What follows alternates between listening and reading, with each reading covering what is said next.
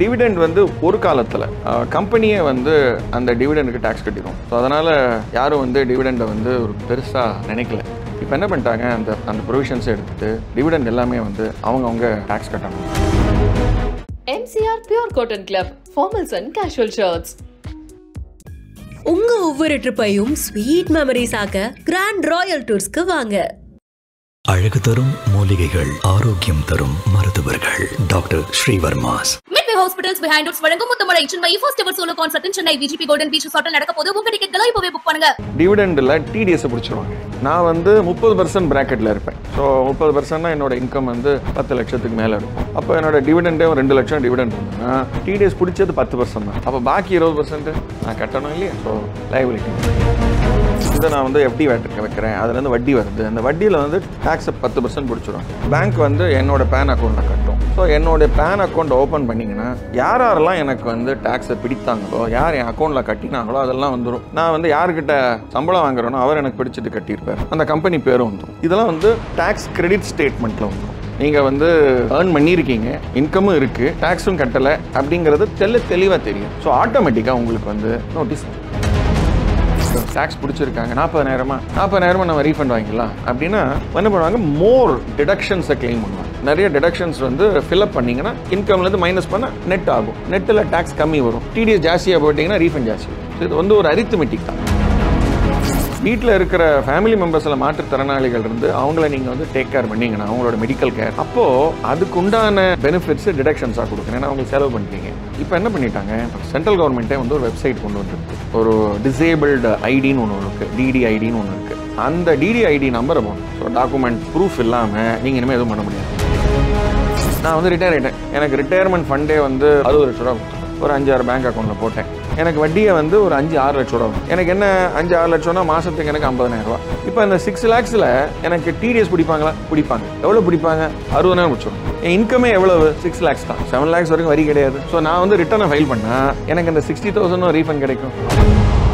So shares பற்றி சொல்லியிருந்தீங்க sir. நான் வந்து ஒரு 2 லட்ச ரூபா பக்கம் எனக்கு ப்ராஃபிட் வருது அப்படின்னா 1.25 lakhs வரைக்கும் நமக்கு வந்து எக்ஸம்ஷன் இருக்குது. ஒரு வேளை அந்த நபர் வந்து இதை ஃபைல் பண்ணுறதுக்கு மறந்துட்டாங்க ஷேர்ஸ் பொறுத்த வரைக்கும், அப்போ என்ன நடக்கும்? ஆனுவல் இன்ஃபர்மேஷன் ஸ்டேட்மெண்ட், அதாவது 2 ஸ்டேட்மெண்ட் இருக்கும். ஒன்று வந்து டேக்ஸ் கிரெடிட் ஸ்டேட்மெண்ட்டுன்னு பேர். ஸோ எனக்கு வந்து நான் வந்து FD வைக்கிறேன். அதுலேருந்து வட்டி வருது. அந்த வட்டியில் வந்து டேக்ஸை பிடிச்சிருவாங்க, 10% பிடிச்சிருவாங்க. அந்த 10% பிடிச்ச டேக்ஸை வந்து பேங்க் வந்து என்னோட பேன் அக்கௌண்ட்டில் கட்டும். ஸோ என்னோடய பேன் அக்கௌண்ட் ஓப்பன் பண்ணிங்கன்னா யாரெல்லாம் எனக்கு வந்து டேக்ஸை பிடித்தாங்களோ, யார் என் அக்கௌண்ட்டில் கட்டினாங்களோ அதெல்லாம் வந்துடும். நான் வந்து யார்கிட்ட சம்பளம் வாங்குறேனோ அவர் எனக்கு பிடிச்சிட்டு கட்டியிருப்பார். அந்த கம்பெனி பேரும் வந்துடும். இதெல்லாம் வந்து டேக்ஸ் கிரெடிட் ஸ்டேட்மெண்ட்டில் வந்துடும். ஸோ டேக்ஸ் யாரெல்லாம் எனக்கு பிடித்தாங்களோ அது வந்துடும். இது வந்து 26AS அப்படின்னு ஒரு ஸ்டேட்மெண்ட் பேர். இது இல்லாமல் நான் வந்து டிரான்சாக்ஷன்ஸ் பண்ணியிருப்பேன், ஃபைனான்ஷியல் டிரான்சாக்ஷன். இப்போ நான் ஸ்பெசிஃபைடு ஃபைனான்ஷியல் டிரான்சாக்ஷன் சொன்னேன். இதில் வந்து டேக்ஸ் பிடிக்க மாட்டாங்க. இப்போ நான் வந்து மஹிந்திராவோட X701 ஒரு வண்டி வாங்குறேன். அது 22 லட்சம் 25 லட்சம் ரூபா. ஸோ நான் வந்து கடன் வாங்கி வாங்குகிறேன், என் காசு போட்டு வாங்குகிறேன், இல்லை ஏதோ ஒன்று பண்ணி வாங்குகிறேன். நான் எழுதுவேன். ஆனால் யார் பேரில் வாங்குகிறேன்? என் பேரில் தான் வாங்குகிறேன். ஸோ டாக்டர் கோபால் கிருஷ்ணராஜன் பேரில் வாங்குகிறேன். ஸோ இதுக்கு வந்து டேக்ஸ் எல்லாம் பிடிக்கல மாட்டாங்க. ஸோ ஆனால் அந்த டிரான்சாக்ஷன் வந்து என்னுடைய ஆனுவல் இன்ஃபர்மேஷன் ஸ்டேட்மெண்ட் அப்படின்னு பேர். அதில் எல்லா ஃபினான்ஷியல் டிரான்சாக்ஷன்ஸும் ரிஃப்ளெக்ட் ஆகிடும். ஸோ இந்த மாதிரி நான் வந்து வீடு விற்றா, வீடு வாங்கினா, ஸோ இந்த மாதிரி நான் FD போட்டால், FD 50,000க்கு மேலே போட்டால், மியூச்சுவல் ஃபண்ட் வந்து 2 லட்சத்துக்கு மேலே போட்டால், ஹோட்டல் பேமெண்ட்ஸ் வந்து 50,000க்கு மேலே பண்ணால் எல்லாமே வந்து அதில் வந்துடும். அந்த லிஸ்ட்டு வந்து இப்போ 18 இருக்குது, இன்னும் ஆட் ஆகலாம். இப்போது ஒருத்தர் வந்து ஈக்விட்டி ஷேர் வந்து டிரான்சாக்ஷன் பண்ணியிருக்கார், ஆனால் ரிட்டர்ன் ஃபைல் பண்ணலை, அதுக்கு உண்டான வரி கட்டலை அப்படின்றீங்க. சாத்தியமே கிடையாது. ஏன்னா அந்த ஒரு ஸ்டாண்டை வந்து அக்செப்ட் பண்ண முடியாது. ஒரு டிரான்சாக்ஷன் நீங்கள் பண்ணியிருக்கீங்கன்னா நீங்கள் மறந்துட்டீங்கன்னு சொல்லலாம், ஓகே. ஆனால் அதுதான் உங்களுக்கு ஞாபகப்படுத்துறது தான் வருஷத்துக்கு அந்த ஆனுவல் இன்ஃபர்மேஷன் ஸ்டேட்மெண்ட். அதை பார்க்கலாமே, அதில் இருக்கும் இல்லையா?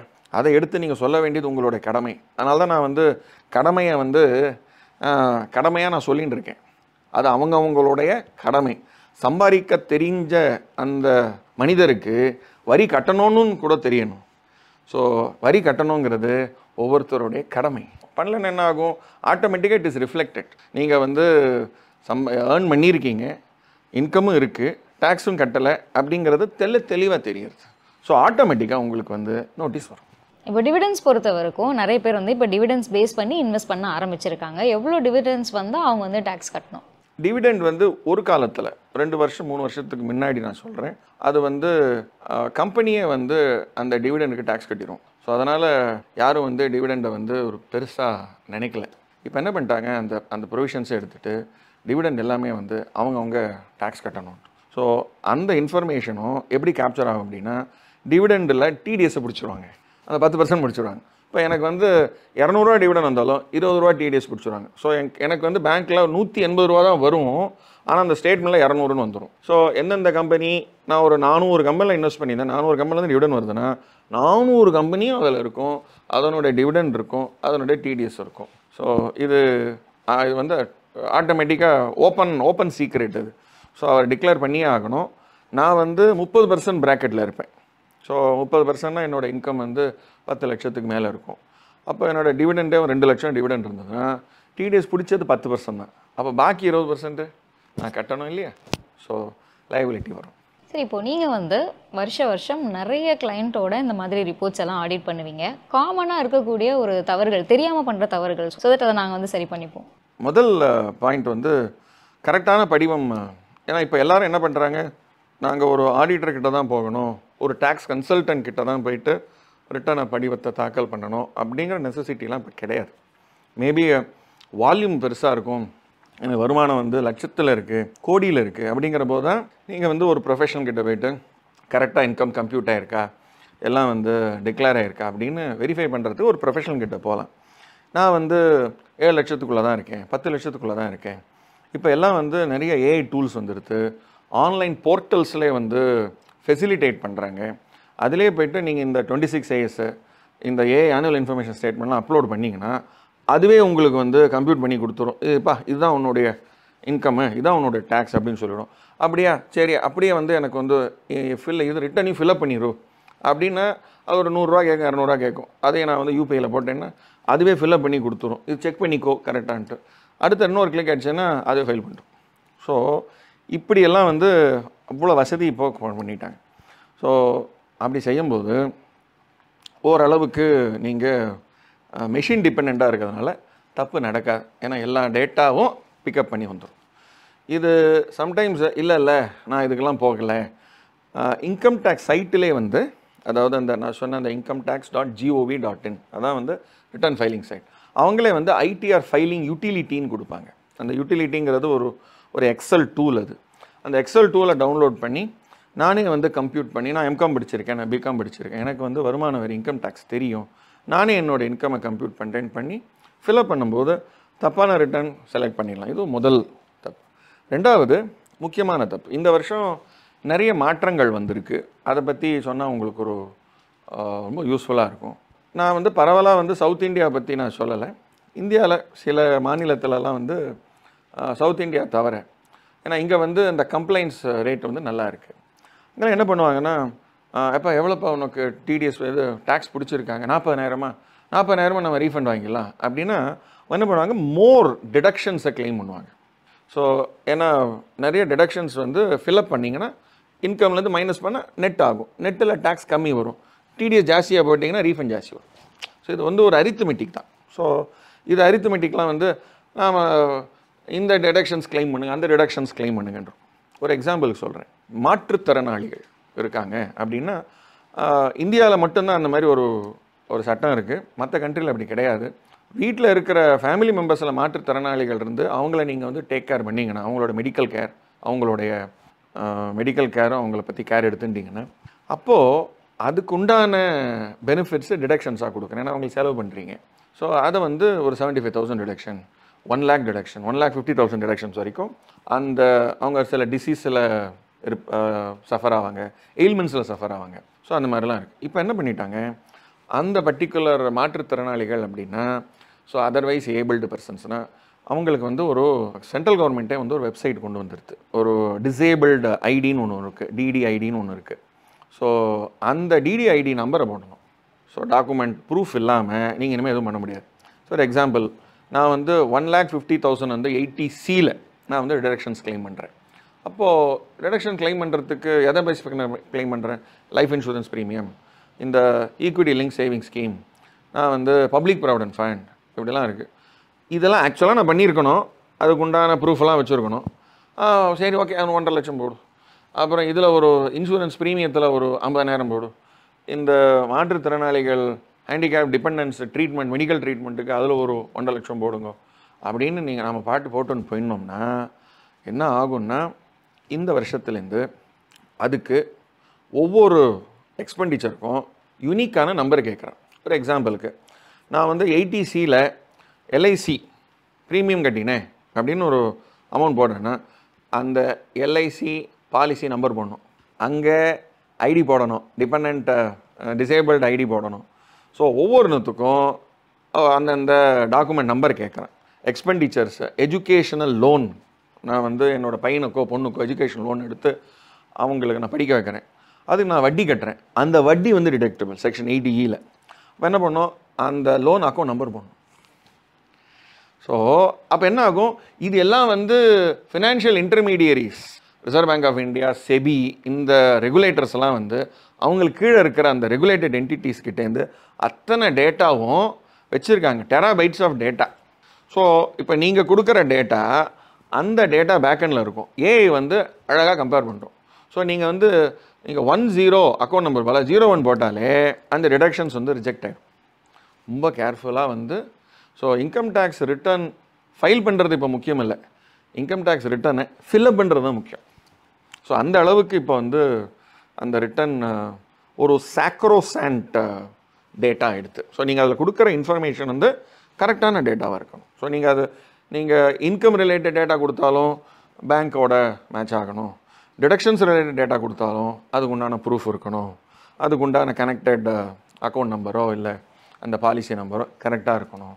ஸோ இதெல்லாம் எடுத்து வச்சுட்டு தான் நான் வந்து ரிட்டனே ஃபில்அப் பண்ணணும்.